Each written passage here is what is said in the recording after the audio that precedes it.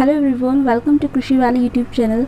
आज इस वीडियो में हम डिस्कस करेंगे agriculture at a glance book by R K Sharma का chapter number 5 that is genetics, plant breeding, seed science and plant biotechnology. तो सबसे पहला जो यहाँ पे पार्ट है दैट इज़ जेनेटिक्स। ये चैप्टर डिफरेंट पार्ट्स में कैटेगराइज्ड है। इसका फर्स्ट पार्ट हम पढ़ेंगे जेनेटिक्स के बारे में।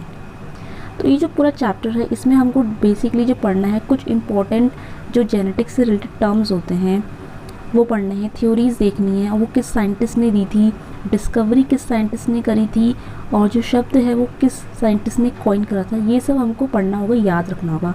सो hope so you are ready with your copy and pen. So let get start. First part हमको जो रीड करना है that is about genetics. Genetics क्या होता है? फर्स्ट क्वेश्चन यहाँ पे डेफिनेशन से ये जेनेटिक्स की डेफिनेशन क्या है? The study of the way in which gene operate and the way in which they are transmitted heredity from parents to offspring। यानी जो पेरेंट्स होते हैं, माता पिता से जो जीन्स होते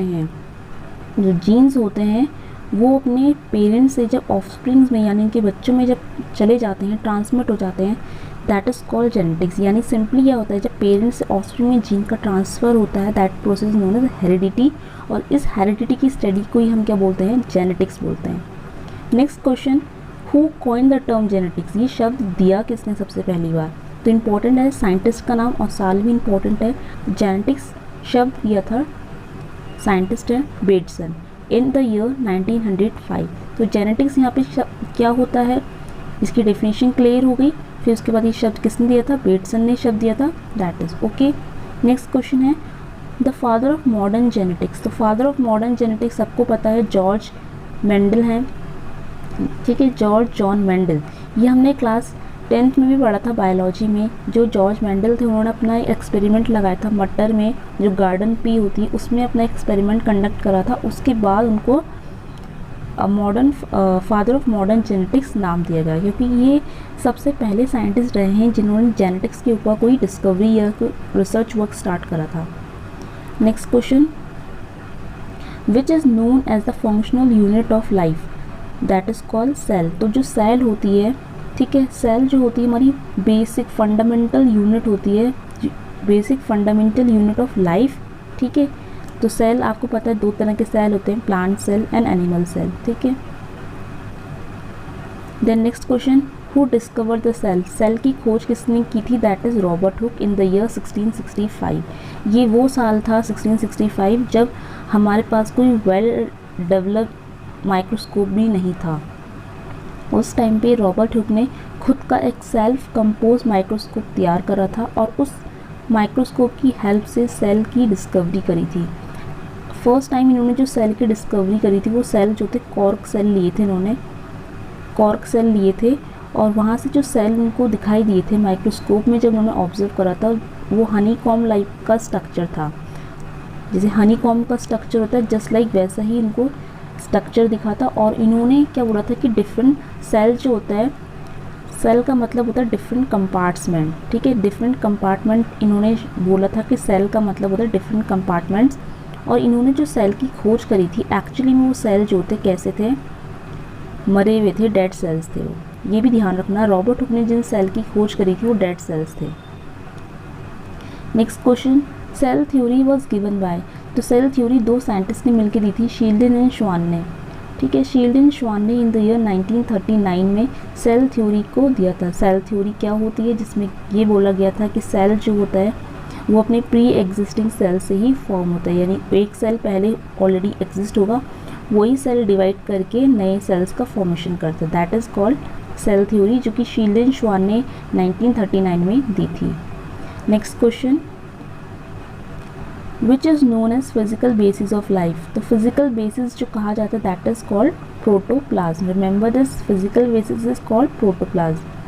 next question, how many kind of cells are found in living world. तो लिविंग वर्ल्ड में कितने तरह के सेल पाए जाते हैं? बेसिकली सेल्स दो ही तरह के होते हैं, यूकैरियोट्स एंड प्रोकैरियोट्स, ठीक है। Next question, the plant cells are the types of plant cells जो आते हैं वो यूकैरियोट्स में आते हैं। यूकैरियोट्स जो सेल्स होते हैं जनरली मल्टी सेलुलर ऑर्गेनिजम्स में पाए जाते हैं और प्रोकैरियोट्स जो होते हैं वो बहुत ही स्मॉल माइक्रो ऑर्गेनिजम्स में पाए जाते हैं, लाइक बैक्टीरिया। अगर आपने मोनेरा के बारे में पता है, जैसे एक साइंटिस्ट थे R.H. विटाकर, इन्होंने 5 किंगडम क्लासिफिकेशन दिया था, if you know that. 5 kingdom का क्लासिफिकेशन दिया था। 5 किंगडम में यहाँ पे आता है हमारा सबसे पहले मोनेरा, जिसमें जनरली हमारे बैक्टीरियाज आते हैं, और ये जनरली जो ग्रुप था मोनेरा का, इट इज़ प्रोकैरियोटिक। ये प्रोकैरियोट्स होते हैं। प्रोकैरियोट्स वो ऑर्गेनिज्म होते हैं, या वो कह सकते हैं कि हम एनिमल हैं, एनिमल तो नहीं, ऑर्गेनिज्म बोलेंगे। तो प्रोकैरियोट्स ऐसे ऑर्गेनिजम्स होते हैं जिनमें न्यूक्लियस वेल डिफाइंड नहीं होता, और बहुत सारे सेल ऑर्गेनीज भी एब्सेंट होते हैं एक्सेप्ट राइबोसोम। ठीक है, राइबोसोम पाए जाते हैं, बाकी दूसरे सेल ऑर्गेनी एब्सेंट होंगे। ठीक है, इसके बाद प्रोटिस्टा आता है। ठीक है, then fungi, then plant kingdom, then animalia kingdom. तो 5 किंगडम क्लासिफिकेशन जो था R.H. विटाकर ने दिया था। इसमें से मोनेरा जो है वो प्रोकैरियोट है, देन प्रोटिस्टा जो है वो जनरली यूकैरियोट्स होते हैं, फंजाई यूकैरियोट है, प्लांट एनिमल सब यूकैरियोट्स में आते हैं।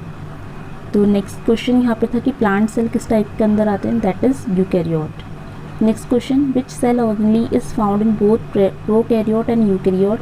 तो अभी मैंने आपको बताया राइबोसोम्स जो है वो प्रोकैरियोट यूकैरियोट दोनों के अंदर पाई जाती है, बट प्रोकैरियोट में मोस्टली सेल ऑर्गेनली एब्सेंट होते हैं, यूकैरियोट्स में सेल ऑर्गेनली प्रेजेंट होते हैं, लेकिन दोनों में ही जो प्रेजेंट होती है cell organelle, that is ribosome. Next question, the cells without cell wall. We all know जो सेल का स्ट्रक्चर होता है, जैसे फॉर एग्जांपल प्लांट की बात करें, प्लांट सेल में क्या होता है, सेल के बाहर एक सेल वॉल लगी होती है।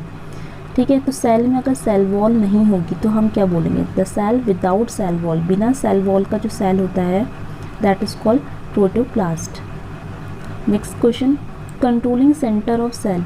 सेल का जो कंट्रोलिंग सेंटर होता है वो क्या होता है, दैट इज कॉल्ड न्यूक्लियस। जो सेंटर में पड़ा होता है न्यूक्लियस होता है। न्यूक्लियस के अंदर सारी हमारी जो जेनेटिक इन्फॉर्मेशन होती है वो पाई जाती है। जितनी भी हमारी जेनेटिक इन्फॉर्मेशन है, जैसे DNA यहाँ पाया जाता है, DNA, जीन्स, क्रोमोसोम्स जो हम पढ़ेंगे, ये सब न्यूक्लियस वाले रीजन में पाए जाते हैं, और ये सभी चीज़ों को कंट्रोल करते हैं। हमारे जो कैरेक्टर, बिहेवियर, एक्टिविटीज़ होती हैं, they are control by this. ठीक है, न्यूक्लियस, तो न्यूक्लियस को हम बोलते हैं कंट्रोलिंग सेंटर। नेक्स्ट क्वेश्चन है, न्यूक्लियस की खोज करी किसने है, तो एक साइंटिस्ट है रॉबर्ट ब्राउन, उन्होंने न्यूक्लियस की खोज करी थी। वेरी इंपॉर्टेंट कि किस साल करी थी, that is in the year 1983। तो रिमेंबर, याद रखना है, न्यूक्लियस की खोज करी थी रॉबर्ट ब्राउन ने 1983 में। नेक्स्ट क्वेश्चन है कि किस सेल ऑर्गेनीज को हम पावर हाउस बोलते हैं। Power house of the cell is mitochondria. अब नेक्स्ट क्वेश्चन है, माइटोकॉन्ड्रिया की खोज किसने करी थी, तो माइटोकॉन्ड्रिया की खोज करी थी हॉलिकर ने। लेकिन ये शब्द जो है माइटोकॉन्ड्रिया जो हम आज बोल रहे हैं, ये शब्द किसने दिया था, टर्म कॉइन किसने करा था, that is by Benda in the year 1897। अगर आप साल नहीं भी याद रख सकते हो देन डोंट वेरी, साइंटिस्ट का जो नाम है वो तो आपको याद रखना ही चाहिए।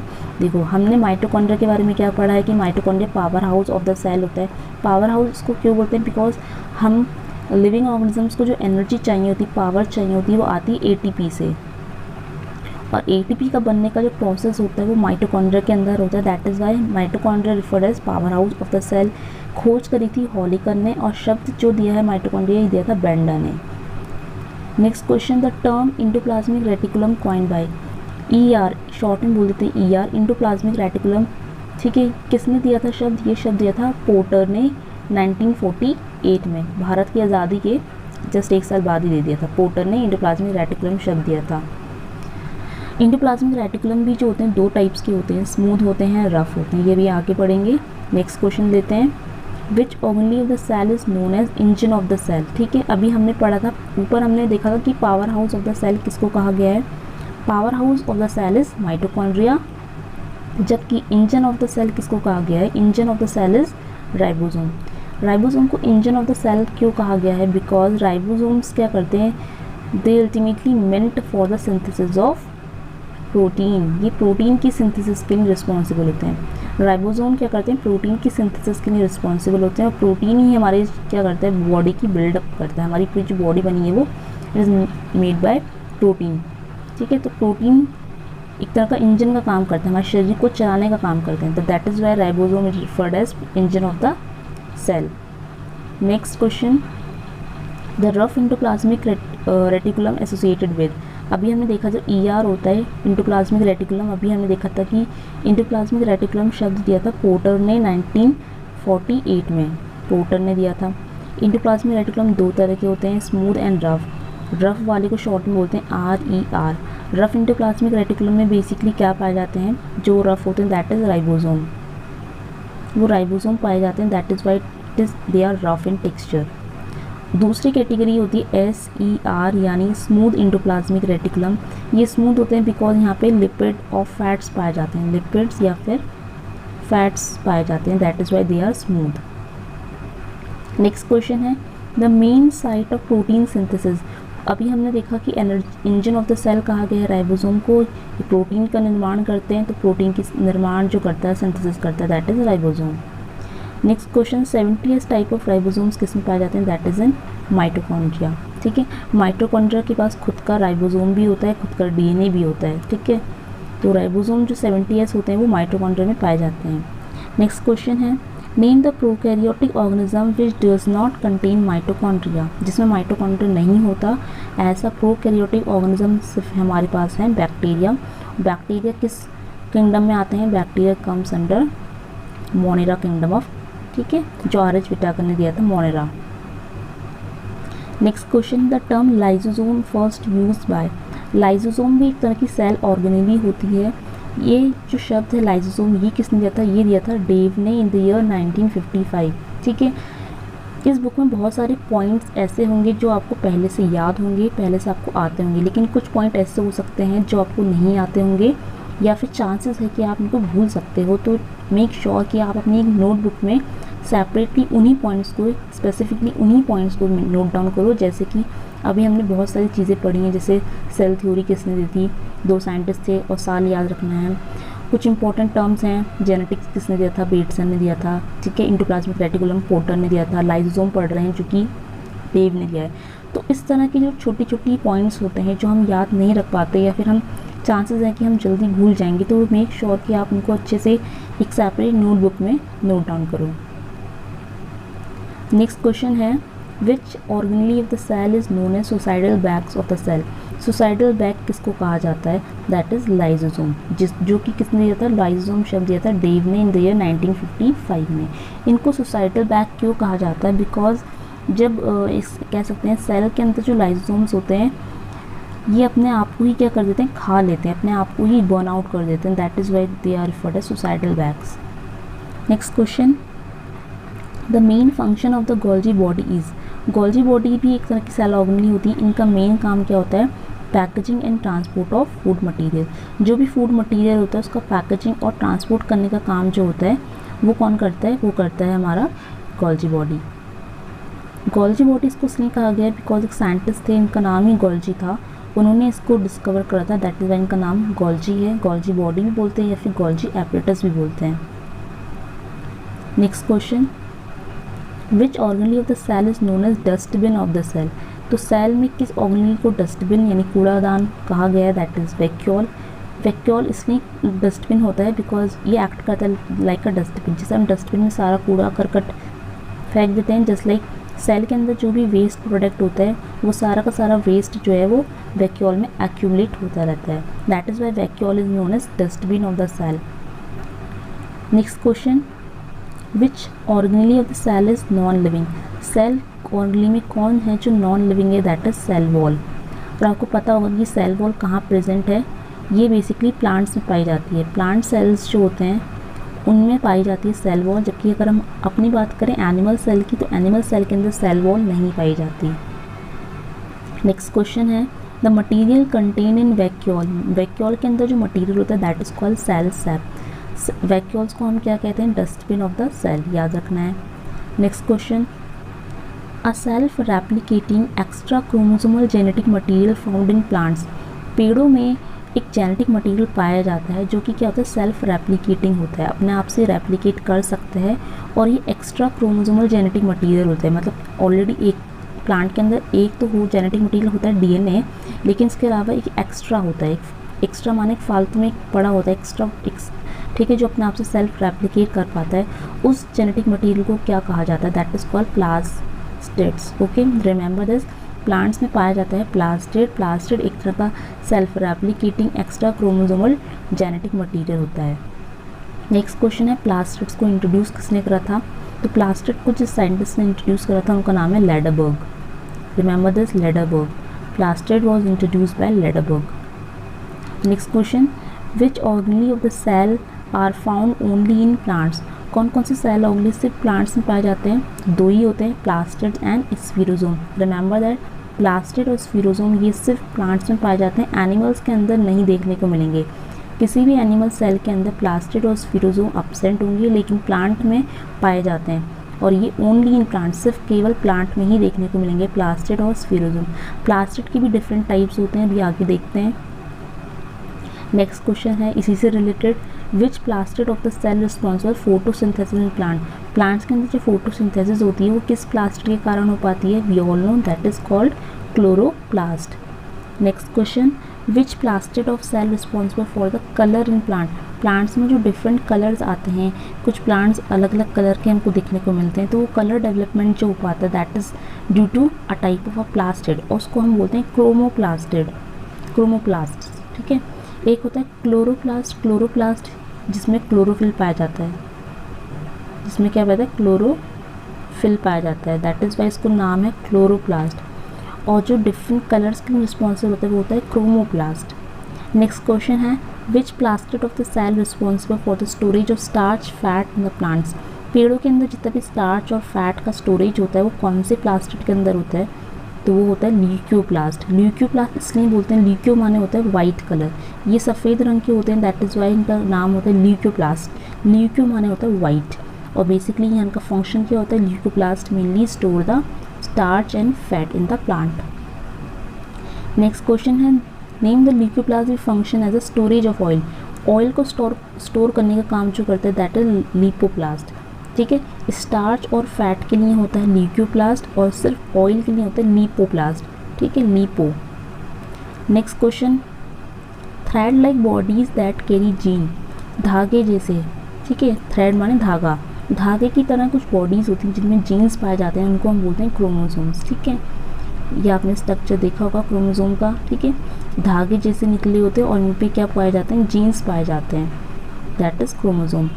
Who firstly discover chromosome? सबसे पहली बार क्रोमोसोम की खोज किसने करी थी? तो क्रोमोसोम्स की जो खोज, जो आज के डेट में हम ये क्रोमोसोम बना रहे हैं, इसकी खोज करी थी स्ट्रैसबर्गर ने इन द ईयर 1875 में। बहुत साल पहले ही इसकी खोज हो गई थी, लेकिन ये जो नाम था क्रोमोसोम ये बाद में आया, पहले इसकी ऑलरेडी खोज कर दी गई थी स्ट्रैसबर्गर के द्वारा, लेकिन बाद में चल के जो शब्द है क्रोमोसोम टर्म जो हम यूज़ करते हैं, ये कॉइन किसने करा था? ये क्रोमोसोम शब्द दिया था वेल्डियर ने इन द ईयर 1888 में। तो याद रखो 1875 में खोज हो गई थी और 1888 में जाके इसको शब्द मिला था कि इस चीज़ को हम क्रोमोसोम बोलेंगे। ठीक है, रिमेंबर दिस, क्रोमोसोम की डिस्कवरी स्ट्रैसबर्गर ने की है और उसका जो शब्द दिया है क्रोमोसोम वो दिया था वेल्डियर ने। Next question, who gave the chromosomal theory of inheritance? ये थ्योरी इंपॉर्टेंट है, क्रोमोसोमल थ्योरी किसने दी थी? ये दी थी सर्टन एंड बोवियर ने। Next question, which is the fundamental unit of chromosome? अभी हमने देखा था ऊपर स्टार्टिंग में फंडामेंटल यूनिट ऑफ लाइफ, हमारी जो लाइफ होती है उसकी फंडामेंटल यूनिट जो होती है that is called cell. Cell की खोज करी थी रॉबर्ट हुक ने। ठीक है, लेकिन यहाँ पे पूछा गया है फंडामेंटल यूनिट ऑफ क्रोमोसोम। हम जो क्रोमोसोम पढ़ते हैं, ठीक है, क्रोमोसोम जो कि किसने दिया था? वेल्डियर ने शब्द दिया था। ठीक है, और इसकी डिस्कवरी करी थी स्ट्रैसबर्गर ने। ठीक है, तो यहाँ पे पूछा गया है कि जो फंडामेंटल यूनिट होती है क्रोमोसोम की वो क्या होती है? That is called chromatin. Chromosomes में पाए जाते हैं क्रोमैटिन, और क्रोमैटिन को अगर हमें माइक्रोस्कोप में देखना होता है तो हमको क्या करना होता है? उसकी स्टेनिंग करनी होती है, इसको किसी कलर से स्टेन कर देते हैं ताकि इसमें कलर आ जाए और उसके बाद हम इसको ईजिली माइक्रोस्कोप के अंदर देख सकते हैं, ऑब्जर्व कर सकते हैं। Next question, which part of the chromosome is known as primary construction? तो प्राइमरी कंस्ट्रक्शन कहा जाता है सेंट्रोमियर को। Next question, the major genetic constituent of chromosome? Chromosome में जो मेजर जेनेटिक कॉन्स्टिट्यूएंट है दैट इज डीएनए। डीएनए का full form क्या होता है? DNA means deoxy ribo nucleic acid. और इसमें डीऑक्सीराइबोज शुगर भी प्रेजेंट होती है। नेक्स्ट क्वेश्चन है, how many daughter sales are found in one cycle of mitosis. Mitosis को हम क्या बोलते हैं, दूसरा नाम है इसका इक्वेशनल डिवीजन। इसको हम इक्वेशनल डिवीजन भी बोलते हैं। Y it is so, because इसमें जो भी जेनेटिक मटेरियल होता है वो हाफ 50% के रेशियो में डिवाइड हो जाता है, ठीक है। दैट इज़ वाई माइटोसिस यानी इक्वेशनल डिवीजन। तो माइटोसिस में यानी इक्वेशन डिवीजन में कितने डॉटर सेल्स बन गए, ये हमारे 2 डॉटर सेल्स यहाँ पे बन जाते हैं। माइटोसिस शब्द किसने दिया था, माइटोसिस शब्द दिया है वॉल्टर फ्लेमिंग ने 1882 में दिया था। आपको अलेक्जेंडर फ्लेमिंग तो बहुत अच्छे से याद होगा। अलेक्जेंडर फ्लेमिंग ने तो एंटीबायोटिक की डिस्कवरी करी थी। किसकी डिस्कवरी करी थी, एंटीबायोटिक, जिसका नाम था पेनिसिलिन, ठीक है। पेनिसिलिन नाम की एंटीबायोटिक की खोज करी थी अलेक्जेंडर फ्लेमिंग ने। तो वो भी फ्लेमिंग था बट वो था अलेक्जेंडर फ्लेमिंग। लेकिन यहाँ पे हम जो माइटोसिस पढ़ रहे हैं, माइटोसिस का जो फ्लेमिंग है उसका पूरा नाम है वॉल्टर फ्लेमिंग। याद रखना है, माइटोसिस यानी इक्वेशनल डिवीजन जिसमें 2 डॉटर सेल्स का फॉर्मेशन होता है, वो माइटोसिस शब्द की खोज, शब्द जो दिया था, कॉइन करा था वॉल्टर फ्लेमिंग ने इन द ईयर 1882 में। नेक्स्ट क्वेश्चन है, in which sales does mitosis अगर। तो माइटोसिस किस सेल्स में होती है, ये होती है हमारे सोमैटिक सेल्स के अंदर। माइटोसिस की डिफरेंट जो साइकिल होती है उसकी सबसे लंबी फेज़ जो होती है दैट इज़ प्रोफेज होती है, ठीक है। माइटोसिस में क्या होता है, सबसे पहले होती है प्रोफेज, फिर मेटा एना टेलो। इसी तरह से आप याद सकते हैं प्रो मेटा एना टेलो, ये फेजेस होती है, प्रोफेज, मेटाफेज, एनाफेज, टेलोफेज। तो सबसे लंबी फेज़ होती है प्रोफेज की, और सबसे शॉर्टेस्ट, सबसे छोटी फेज़ होती है हमारी एनाफेज। एनाफेज सबसे छोटी होती है। प्रोफेज रिमेंबर सबसे लॉन्ग होती है और एनाफेज सबसे शॉर्टेस्ट फेज़ होती है। Then next question, the middle stage in which chromosomes are arrange in equatorial plane. आपको पता होगा डिफरेंट स्टेजेस में हो क्या रहा है, ठीक है। तो डिफरेंट स्टेजेस में आके जो मेटाफेज है, यहाँ पे पर्टिकुलरली जो क्रोमोसोम्स होते हैं वो इक्वेटोरियल प्लेन में आके अरेंज हो जाएंगे। सारे के सारे क्रोमोसोम्स इस तरह से आके अरेंज हो जाते हैं एक इक्वेटोरियल प्लेन के अंदर। इसको हम बोलते हैं मेटाफेज। ये सब जो काम होता है मेटाफेज के अंदर होता है। और एनाफेज के अंदर क्या होता है, ये जो होते हैं अपोजिट पोल्स में मूव करेंगे, ठीक है। ये बीच में थे, अब ये अपोजिट पोल्स में मूव कर जाएंगे इस तरह से, और यहाँ पे स्पिंडल फॉर्मेशन हो जाता है। और टीलोफेज आते आते हमारे 2 अलग अलग सेल्स बनने को तैयार हो जाएंगे, ठीक है। और उनके बीच में उन जो न्यूक्लियर मेम्ब्रेन थी वो सब दोबारा से आ जाती है। नेक्स्ट क्वेश्चन है, the stages of the DNA synthesis in mitosis. Mitosis की स्टेजेस जो हमने पढ़ी हैं अभी, प्रो मेटा एना टेलो, इसमें जो डीएनए सिंथेसिस होती थी वो किस स्टेज में होता है, वो होता है इंटरफेज में। यानी जो हमारी प्रो मेटा एना टेलो फेज़ होती है, यहाँ पे सबसे पहले भी आती है एक फेज़ आती है इंटरफेज, ठीक है। तो जिसमें डीएनए का सिंथेसिस होती है that is called interphase. Next question, how many daughter cell are found in the one cycle of meiosis. Meiosis को हम बोलते हैं, दूसरा नाम है that is called reduction division, ठीक है। मियोसिस को हम रिडक्शन डिवीजन बोलते हैं क्योंकि यहाँ पे जेनेटिक मटेरियल जो है जस्ट रिड्यूस होके आगे प्रोजेनी में ट्रांसफ़र होता है। और कितने डॉटर सेल्स फॉर्म होते हैं एक साइकिल में, एक साइकिल में 4 होते हैं, यानी एक सेल था उससे 4 सेल्स का फॉर्मेशन होगा। ये होती है हमारी मियोसिस। मियोसिस को सबसे पहली बार मियोसिस शब्द दिया था जेबी फार्मर ने इन द ईयर 1905। तो आप अगर कंपेयर करो मियोसिस को और माइटोसिस को, तो हमने देखा कि जो माइटोसिस था वो पहले डिस्कवर हो चुका था। माइटोसिस जो साइकिल है वो पहली खोज कर दी गई थी। इसका शब्द दिया था वॉल्टर फ्लेमिंग ने 1882 में, जबकि मियोसिस जो है ये बहुत लेट में आके डिस्कवर हुई है, 90s के टाइम 1905 में इसको देखा गया था। और ये शब्द जो था मियोसिस ये जेबी फार्मर ने 1905 में कॉइन करा था, तो उसकी डिस्कवरी बाद में हुई है। नेक्स्ट क्वेश्चन है, in which cell does meiosis occurs. तो मियोसिस बेसिकली किन टाइप के सेल्स में होती है, ये जनरली रिप्रोडक्टिव सेल्स या फिर उनको हम जर्म सेल्स भी बोलते हैं। जो जर्म सेल्स होते हैं उनके अंदर होती है, ठीक है। और जो माइटोसिस थी वो कहाँ हो रही थी, माइटोसिस हो रही थी हमारे सोमैटिक सेल्स में। रिमेंबर दिस, डिफरेंस करने को आ सकता है माइटोसिस और मियोसिस का। तो आप ये लिखेंगे कि माइटोसिस जो है ये हमारी जो माइटोसिस होती है वो सोमैटिक सेल्स में होती है, मियोसिस हमारे रिप्रोडक्टिव या जर्म सेल्स के अंदर होती है। नेक्स्ट क्वेश्चन है crossing over and recombination occurs during which phase. तो ये जो होता है जनरली मियोसिस में होता है, क्रॉसिंग ओवर और रिकम्बिनेशन। ठीक है, क्रॉसिंग ओवर रिकॉम्बिनेशन हमारे मियोसिस यानी रिप्रोडक्टिव सेल्स में होता है, ताकि क्या हो सके, कुछ चेंजेस आए, वेरिएशन आए। ठीक है, जैसे हम लोग हैं, हम अपने पेरेंट्स के थ्रू डेवलप होते हैं, लेकिन हम बिल्कुल एग्जैक्ट कॉपी नहीं होते उनकी, हमारे शक्ल उनसे थोड़ी चेंज होती है। This is due to the meiosis division. Meiosis में क्रॉसिंग ओवर रिकॉम्बिनेशन होता है, जिसके कारण हमारे अंदर वेरिएशन, चेंजेस, बदलाव देखने को मिलते हैं। मियोसिस का भी डिवीजन की जो साइकिल है वो बहुत कॉम्प्लेक्स है as compare to meiosis. Meiosis का जो सिंपल साइकिल होता है, लेकिन मियोसिस की साइकिल थोड़ी कॉम्प्लेक्स होती है। नेक्स्ट क्वेश्चन है in which stage crossing over take place. तो क्रॉसिंग ओवर जो होती है वो पैकेटीन स्टेज में होती है।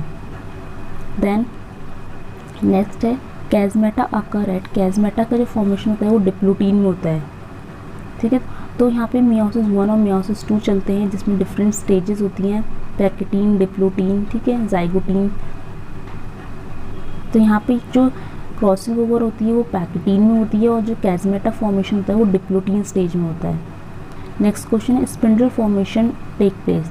स्पिंडल फॉर्मेशन जो होता है वो मेटाफेज 1 में ही हो जाता है। ये हम बात करें मियोसिस के बारे में। नेक्स्ट क्वेश्चन है the process of separation of chromatids. Chromatids का जो सेपरेशन होता है दैट प्रोसेस इज डिसजंक्शन।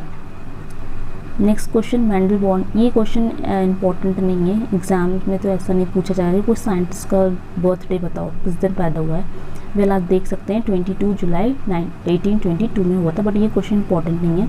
आगे चलते हैं। Mendel work on the 7 contrasting characters of the crop. तो मैंडल ने टोटल 7 कॉन्ट्रास्टिंग कैरेक्टर्स देते। कॉन्ट्रास्टिंग मतलब जो कि जस्ट अपोजिट होता है। जैसे हाइट की बात करते हैं तो हाइट में हमारे पास 2 कॉन्ट्रास्टिंग कैरेक्टर्स होते हैं, टॉल हाइट या फिर स्मॉल प्लांट्स। ठीक है, ऐसी हम बात कर सकते हैं डिफरेंट फ्लावर कलर की, वाइट होगा या पर्पल होगा। ठीक है, तो इस तरह से मैंडल ने अपने काम के लिए 7 अलग अलग कॉन्ट्रास्टिंग कैरेक्टर्स लिए थे। किस क्रॉप में एक्सपेरिमेंट करा था? गार्डन पी में एक्सपेरिमेंट करा था। गार्डन पी का साइंटिफिक नेम बहुत इंपॉर्टेंट है, that is Pisum sativum variety. Garden pea है, गार्डन में लगी, गार्डन से आपको याद रखना हॉर्टिकल्चर, हॉर्टिकल्चर से आपको याद रखना हॉर्टस। ठीक है, पाइसम सटाइवम वैरायटी हॉर्टस। ठीक है, इस क्रॉप में मैंडल ने अपना जो रिसर्च वर्क था रिलेटेड टू जेनेटिक्स वो स्टार्ट करा था। दैट इज़ वाई हम मैंडल को क्या कहते हैं? Father of modern genetics. Next question the rediscovery of Mendel work was done by. आपने मैंडल की स्टोरी तो पढ़ी है कि मैंडल का कुछ काम जो था वो आगे चल के रुक गया था, क्योंकि उस टाइम पे लोगों को समझ नहीं आ रहा था मैंडल कर क्या रहा है। Because Mendel is the one scientist in the history who connected the biology with maths. यानी इन्होंने मैथ्स की जो इक्वेशंस होती उनको बायोलॉजी में यूज़ करना स्टार्ट करा था, तो लोगों को समझ नहीं आ रहा था एक्चुअल में क्या हो रहा है। लेकिन बाद में आगे चल के इन्हीं के काम को 3 साइंटिस्ट ने आगे चल के रीडिस्कवर करा। वो 3 साइंटिस्ट कौन थे? नाम इंपॉर्टेंट है उन 3 साइंटिस्ट का, दैट इज़ इनको शॉर्ट में याद करते हैं। पहले है Hugo de Vries, then Iris Correns and Erich Tschermak in the year 1900। तो सिंपल आप याद रखो, de Vries, Correns and Tschermak in the year 1900। ठीक है, next question who accepted the theory of Mendel. Mendel की थ्योरी जो सबसे ज़्यादा एक्सेप्ट की जाती है that is the law of segregation. Mendel ने एक दी थी लॉ ऑफ डोमिनेंस दिया था। मैंडल ने एक दी थी लॉ ऑफ डोमिनेंस, और दूसरी जो थ्योरी दी थी that is law of segregation. Law of segregation जो है बहुत ज़्यादा एक्सेप्ट की जाती है। लॉ ऑफ सेग्रीगेशन का एक नाम और है that is law of genetic purity. Law of genetic purity भी या लॉ ऑफ प्योरिटी इसी लॉ को बोला गया है, लॉ ऑफ सेग्रीगेशन को। Next question Mendelian population also known as that is called random mating population. Next question the tall pea plant capital D and the tall pea plant capital D small D what is common. तो capital D यानी tall plant है और capital D small T भी toll plant है। तो toll माना दिखने में लंबा लगेगा, दिखने में जो चीज़ भी दिखाई देने से लगती है दैट इज़ कॉल्ड फिनोटाइप। ठीक है, और ये कैपिटल डी स्मॉल डी है, ये कैपिटल डी और कैपिटल डी स्मॉल डी, ये होता है जीनोटाइप। तो जीनोटाइप दोनों का अलग है, लेकिन फिनोटाइप यानी दिखने में दोनों ही पेड़ जो होंगे टॉल होंगे। Next question, the double helix model of DNA को सपोज बाय। तो डीएनए का डबल हेलिक्स का स्ट्रक्चर आपको याद होगा। जो डीएनए का डबल हेलिक्स का मॉडल है वो किसने प्रपोज करा था? दो साइंटिस्ट थे, दैट इज वॉटसन क्रिक, इन्होंने दिया था in the year 1953। Next question, the process of using information genetic material from DNA to construct messenger RNA, यानी डीएनए की हेल्प से जब मैसेंजर आरएनए का कंस्ट्रक्शन होता है, फॉर्मेशन होता है, उस प्रोसेस को क्या बोलते हैं? सबसे पहले आपको इसमें याद रखना होगा सेंट्रल डॉग्मा। सेंट्रल डॉग्मा, ठीक है। सेंट्रल डॉग्मा में क्या होता है? सेंट्रल डॉग्मा में डीएनए सबसे पहले अपने आप को रेप्लिकेट करता है। रेप्लिकेट करने के बाद वहाँ से मैसेंजर आरएनए तैयार होगा, और मैसेंजर आरएनए से बाद में क्या तैयार होते हैं? प्रोटीन्स का फॉर्मेशन होगा। तो इस प्रोसेस में क्या क्या होता है? देखो, सबसे पहले डीएनए अपने आप को रेप्लिकेट करा, दैट इज़ ओके। फिर डीएनए से मैसेंजर आरएनए का फॉर्मेशन होगा। इस प्रोसेस को हम बोलते हैं transcription. Remember this, that is known as transcription. तो ट्रांसक्रिप्शन क्या प्रोसेस होता है? ट्रांसक्रिप्शन में डीएनए से मैसेंजर आरएनए का फॉर्मेशन होगा। उसके बाद होता क्या कि मैसेंजर आरएनए से प्रोटीन का फॉर्मेशन होगा। इस प्रोसेस को हम बोलते हैं translation, that is called translation. Hope so दोनों टर्म आपको क्लियर हो गए, transcription and translation. Next question, an expression of one gene depends on the presence और absence of another gene in an individual. इसको हम बोलते हैं एपिस्टैटिस और जीन इंटरैक्शन। मतलब बोला गया है कि एक्सप्रेशन ऑफ वन जीन, एक जीन का जो एक्सप्रेशन होगा वो निर्भर करेगा किसी दूसरे पे, कोई दूसरा जीन वहाँ पे है या नहीं है, यानी उसकी मौजूदगी से वो अगर इफेक्ट होगा, दैट इज कॉल्ड एपिस्टैटिस या फिर जीन इंटरैक्शन। नेक्स्ट क्वेश्चन है phenotypic ratio of monohybrid cross. तो मोनोहाइब्रिड क्रॉस जिसमें सिर्फ एक कैरेक्टर्स को फोकस करके हम काम कर रहे थे, यानी मैंडल ने दो क्रॉस दिए थे, मोनोहाइब्रिड और डायहाइब्रिड। तो मोनोहाइब्रिड क्रॉस जो था वो रिलेटेड था हाइट ऑफ द प्लांट से, कि हाइट टॉल है या ड्वार्फ है, ठीक है। उसके फिनोटिपिक रेशियो आया था 3:1, जबकि डायहाइब्रिड क्रॉस में दो यहाँ पे कैरेक्टर्स लिए गए थे, हाइट और दूसरा लिया था नॉट हाइट, यहाँ पे हाइट नहीं था, यहाँ पे था साइज़ ऑफ द सीड, की साइज़ कैसे, रिंकल है, राउंड है, मतलब इस टाइप का, और I mean not size, shape, ठीक है। शेप ऑफ द सीड कैसा है, रिंकल है, राउंड है। दूसरा यहाँ पे देखा गया था कलर, येलो है या ग्रीन कलर है। दो कैरेक्टर्स लिए गए थे, उसका फिनोटिपिक रेशियो निकल गया था 9:3:3:1, ठीक है। 9:3:3:1 भी बोल सकते हैं शॉर्ट में। Then next question, triplet sequence found in messenger RNA which codes for a single amino acid. Messenger RNA में 3 सीक्वेंस लगे होते हैं जो कि क्या करते हैं, अमीनो एसिड को कोड करेंगे, और 3 सीक्वेंस मिलके सिर्फ एक अमीनो एसिड को कोड करते हैं। उन 3 सीक्वेंस को हम बोलते हैं codon. Then next question, triplet sequence in transfer RNA. तो टीआरएनए में जो ट्रिपल सीक्वेंस होते हैं उनको बोलते हैं एंटीकोडोन। आपको पता होना चाहिए, एक होता है मैसेंजर आरएनए और एक होता है हमारा ट्रांसफ़र आरएनए, ठीक है। मैसेंजर आरएनए और ट्रांसफ़र आरएनए के बीच में क्या होता है, इस प्रोसेस में हम क्या करेंगे, प्रोटीन का सिंथेसिस करते हैं। यहाँ पहले क्या बनेंगे, मैसेंजर आरएनए ट्रांसफ़र आरएनए के पास जाएगा, अमीनो एसिड बनाएगा, क्या बनाएगा, अमीनो एसिड्स तैयार करेगा। एंड वी ऑल नो जो अमीनो एसिड्स होते हैं वही है, बहुत सारे अमीनो एसिड मिल जाएंगे तो क्या बन जाएगा, पॉलीपेप्टाइड बन जाएंगे, पॉलीपेप्टाइड बनेंगे। और पॉलीपेप्टाइड के थ्रू क्या बनेगा हमारा, लास्ट में हमें चाहिए प्रोटीन, तो लास्ट में इस तरह से हमारे पॉलीपेप्टाइड से प्रोटीन का फॉर्मेशन हो जाएगा। तो सबसे पहले हमको बनाना है अमीनो एसिड्स। अमीनो एसिड बनाने के लिए हमको क्या कर चाहिए, मैसेंजर आरएनए में कुछ कोड्स लगे होते हैं, ठीक है, और ट्रांसफ़र आने के पास उसका जस्ट अपोजिट उसी के कोड्स के अकॉर्डिंग क्या होता है, एंटीकोडोन होते हैं, ठीक है। तो ये कोड और एंटीकोडोन का मिलन होगा, मिलन से अमीनो एसिड तैयार होंगे, बहुत सारे अमीनो एसिड से पॉलीपेप्टाइड बनेगा, फिर प्रोटीन का फॉर्मेशन होगा, और इस प्रोसेस को हम बोलते हैं translation, that is called translation. Protein का बनना, that is called translation. Next question है 5 inbred line will leads to the dash number of single cross. 5 inbred line है तो जो सिंगल क्रॉसेस बनेंगे वो टोटल 10 बनेंगे, ठीक है, 5 × 2, ठीक है, सिंगल क्रॉस तैयार होंगे 10।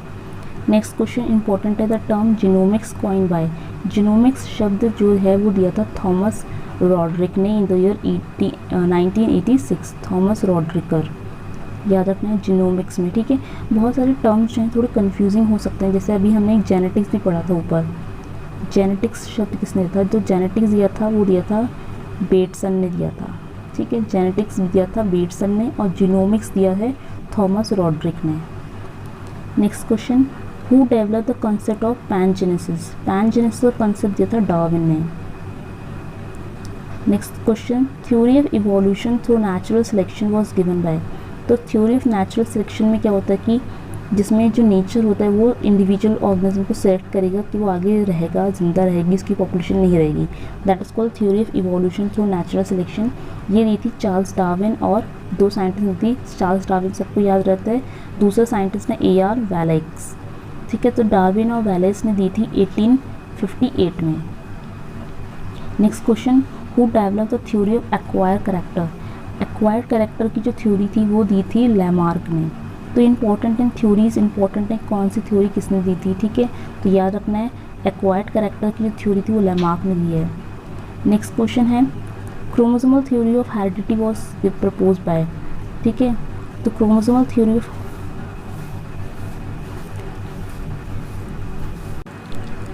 सो the answer of this question is what W Sutton, ठीक है। तो सटन याद रखना है इन द ईयर 1902। तो chromosomal theory of heredity was given by Sutton in the year 1902। Next question, the genes for sex link traits are located on? तो sex link traits के जो जीन होते हैं वो कहाँ लोकेट होते हैं? They are located on the Y chromosome. Next the last question is, how many pair of homologous chromosomes do human being have? तो इंसान के अंदर, ह्यूमन बींग्स के अंदर जो होमोलोगस पेयर ऑफ क्रोमोसोम्स होते हैं वो कितने होते हैं टोटल? दैट इज़ 23, ठीक है। 23 का डबल कर देते हैं तो वो सिंगल मतलब सिंगल निकल कर आ जाएंगे, ठीक है। और पेयर में अगर देखना है तो पेयर होते हैं 23 पेयर। तो याद रखना 23 पेयर जो होते हैं वो इंसान के क्रोमोसोम्स में पाए जाते हैं, ठीक है। तो ये आप जो चैप्टर था पार्ट 1 जेनेटिक्स वो कंप्लीट हो गया है। नेक्स्ट वीडियो लेक्चर में हम पार्ट 2 प्लांट ब्रीडिंग को स्टार्ट करेंगे। तब तक के लिए आप इस वीडियो को अच्छे से देखें, रिवाइज करें। Thank you guys for watching this complete video.